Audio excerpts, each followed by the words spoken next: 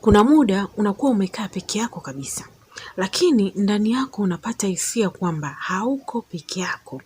Unajikuta unageuka nyuma bila sababu, unaangalia huku na huko, unahisi kama kuna macho yanakuangalia, kama kuna uwepo wa kitu fulani au uwepo ambao hauwezi kuona lakini unauhisi. Sasa watu wengi huwa wanaogopa sana hii hali. Wengine wanajaribu kuipuuza, lakini swali kubwa linabaki ni hili hapa. Kwa nini hisia hii huwa inakuja wakati wa ukimya? Kwa nini inatokea zaidi ukiwa peke yako? Kwa nini inatokea zaidi nyakati za usiku au unapokuwa umetulia kabisa au ukiwa unatembea peke yako?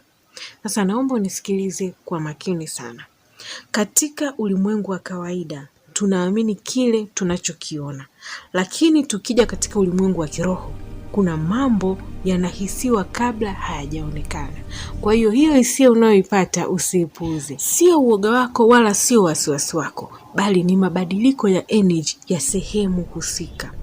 Universe huwa haiongei kwa sauti na wala haiji kukushtua. Mara nyingi universe huwa inakuja polepole kwa kupitia hisia zako, mabadiliko ya energy, kwa kupitia hali ambazo hauwezi kuzielezea kwa maneno au katika hali ya kawaida. Na ni wewe peke yako ndiye ambaye utaweza kuzielewa hizi ishara. Sasa leo nataka tuingie ndani ya hii siri. Kwa nini wakati mwingine unahisi uwepo usioonekana? Kwa nini ukikaa peke yako unahisi kama kuna kitu kinakutazama, lakini wewe ukioni bali unakifeel? Na ni ishara gani universe inaweza kuwa inakuonesha kwa kupitia hali hiyo? Naomba utambue kitu kimoja. Haujaja katika video hii kwa bahati mbaya. Upo hapa kwa kusudi maalum. Uwepo wako hapa una maana kubwa sana. Inawezekana wewe unayetazama video hii unapitia hali hii muda huu. Sasa kaa na mimi kuanzia mwanzo mpaka mwisho. Kuna ujumbe wako leo kutoka kwa universe. Kwa kupitia video hii unaweza kubadilisha maisha yako. Kuna kipindi katika maisha mtu anaanza kuwa aware na nguvu zinazomzunguka.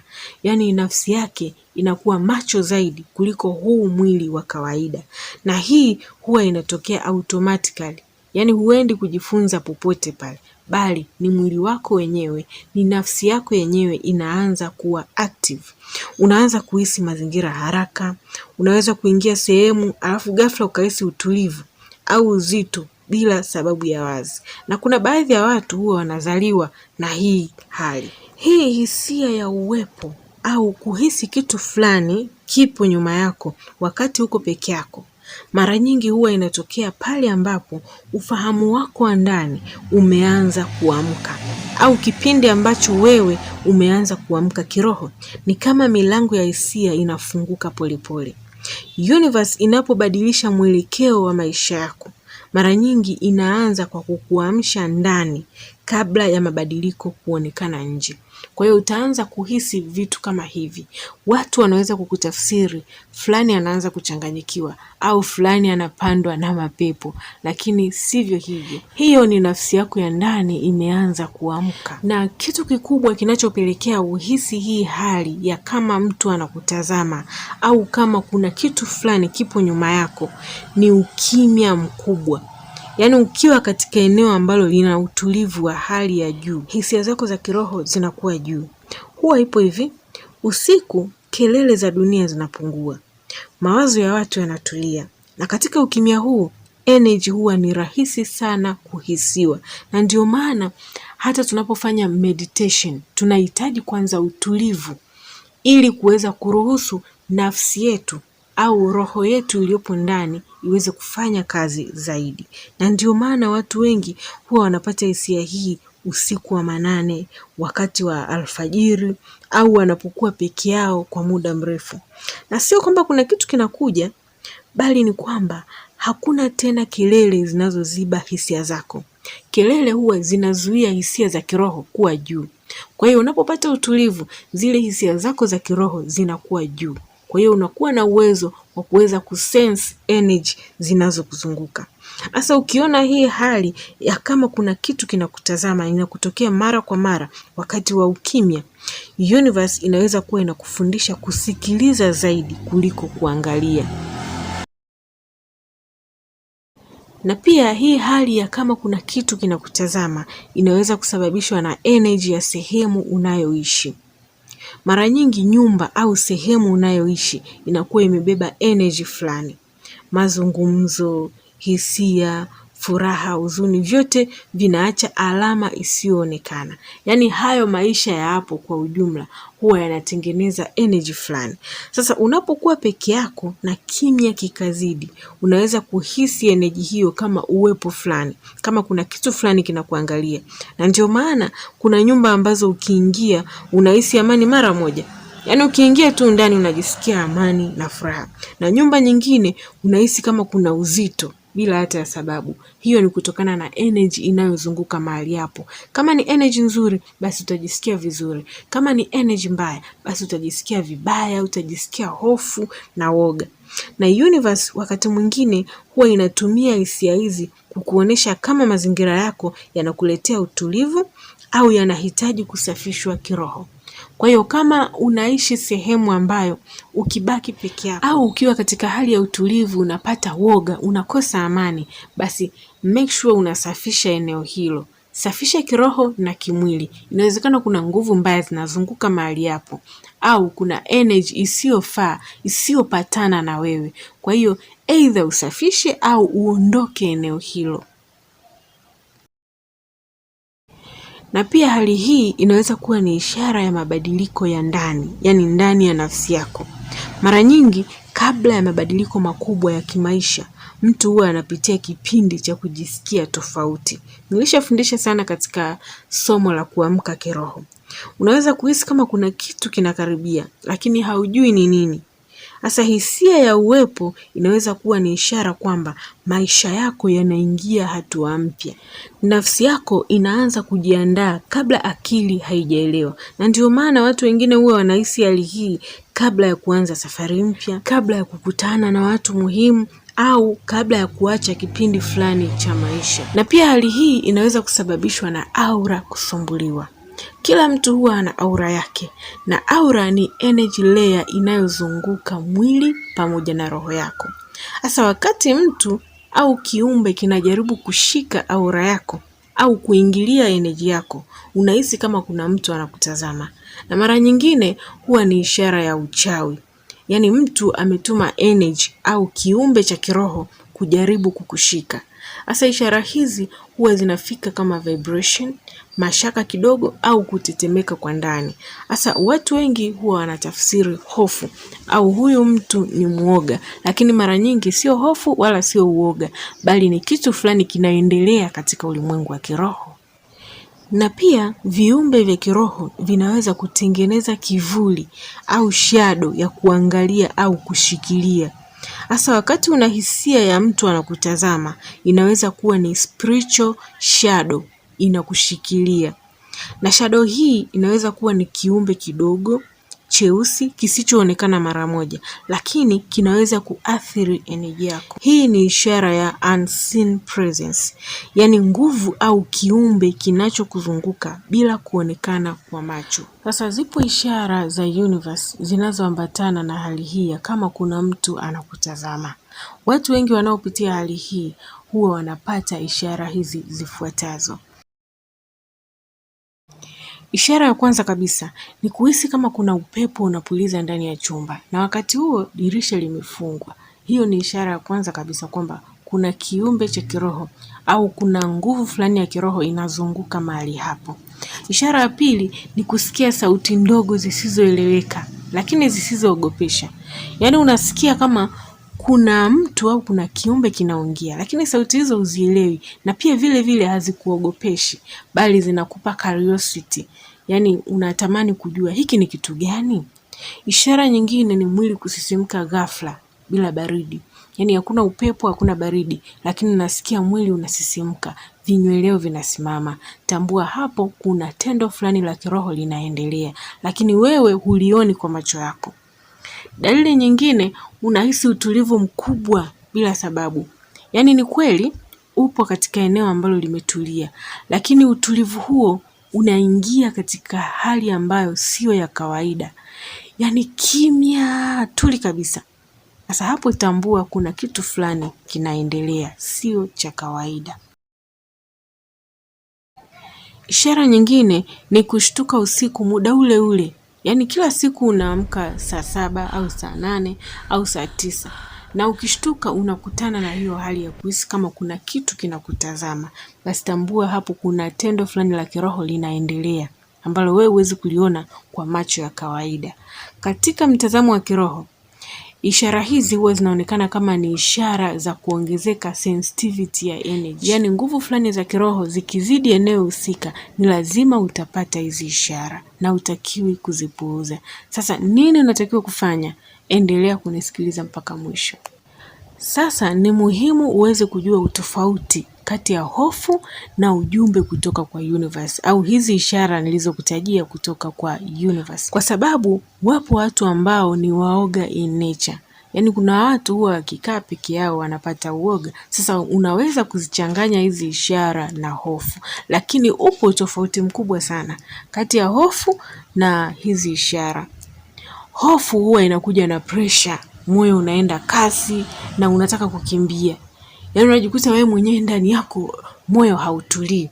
Lakini ishara ya kiroho, ishara kutoka kwa ulimwengu, huwa inakuja na utulivu wa ajabu hata kama hauielewi, na unapata utulivu. Yaani utamani kukimbia wala upati uoga wowote ndani yako.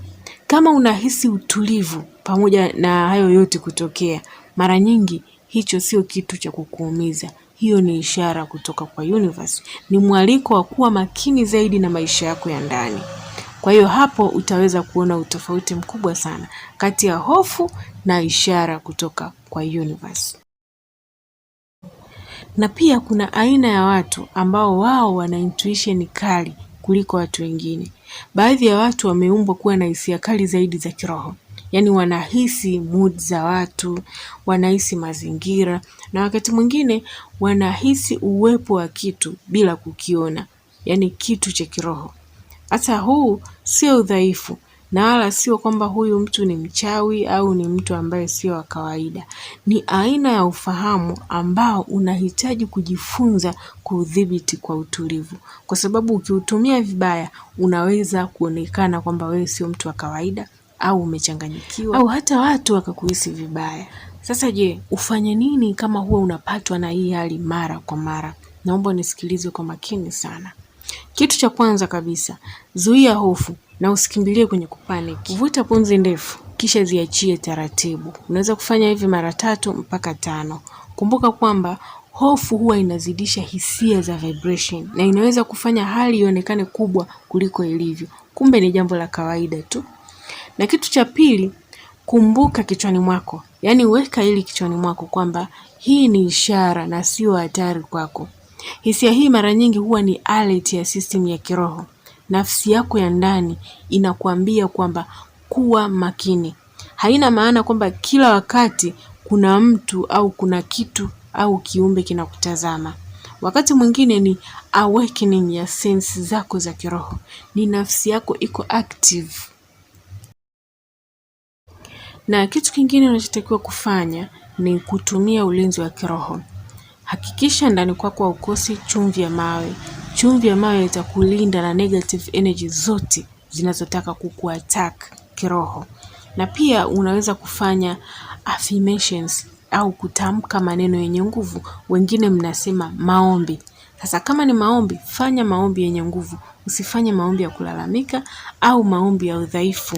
Kwa mfano, unaweza kutamka, ninalinda aura yangu. Hakuna nguvu zisizo za kweli zinaweza kuathiri amani yangu. Nipo salama. Hakuna hatari yoyote ile ya kiroho inaweza kunisogelea.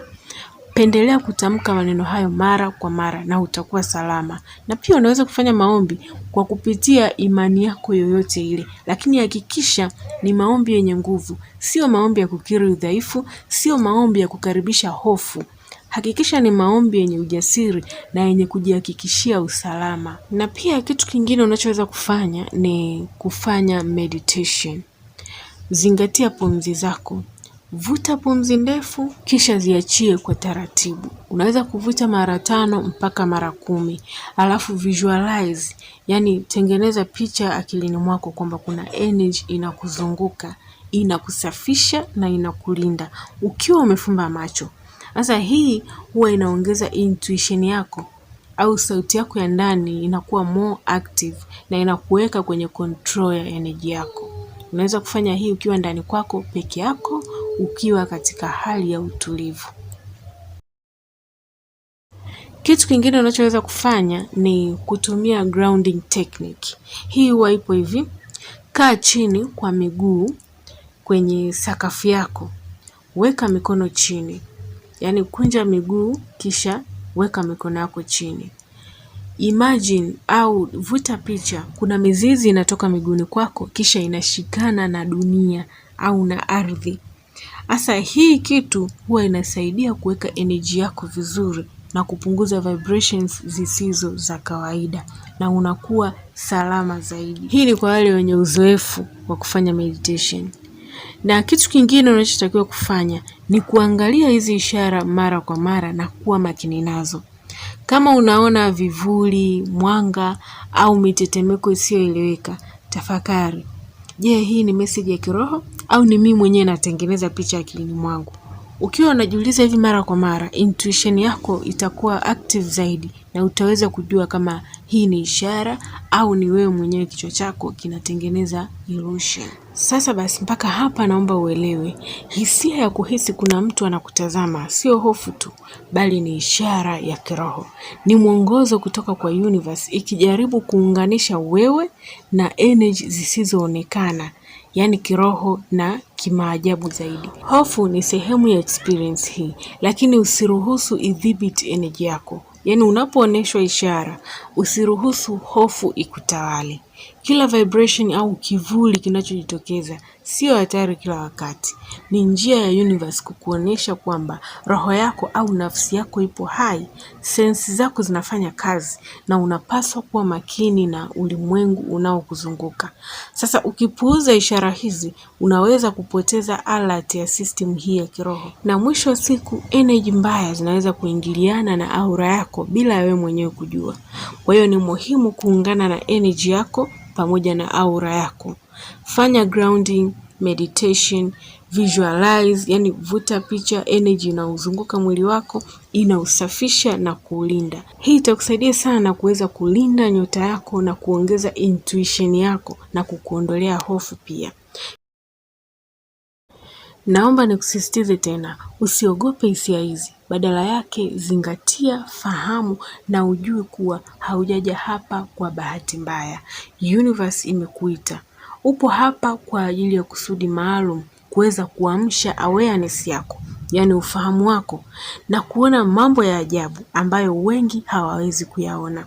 Kila ishara ni mwongozo wa kiroho, onyo au fundisho fulani, au ni njia ya kukuonesha kwamba huku ndio sahihi na huku sio sahihi. Ni njia ya kukuunganisha na nguvu zako za ndani. Kwa hiyo unapohisi uwepo, mitetemo au vivuli fulani visivyo vya kawaida, kumbuka kwamba nguvu yako ni yako, nyota yako ni yako na universe iko pamoja na wewe. Zingatia ishara, tumia nguvu zako za ndani na uwe makini na ulimwengu wa maajabu.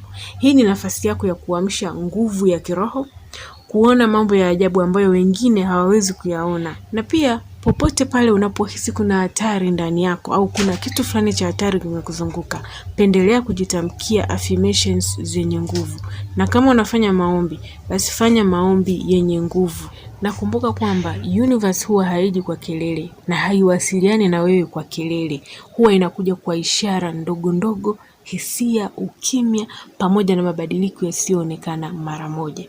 Na unapojifunza kutulia ndani yako, utaanza kuelewa kwamba baadhi ya hisia huwa haziji kukuogopesha, bali zinakuja kukuamsha na kukufunulia yale ambayo huwezi kuyaona kwa macho ya kawaida. Kwa sababu safari ya kiroho haianzi kwa kuona, inaanza kwa kuhisi. Kumbuka, haujaja hapa kwa bahati mbaya. Upo hapa kwa kusudi maalum. Na huu ndio ujumbe wako wa leo kutoka kwa universe. Tafadhali sana ufanyie kazi uweze kukusaidia.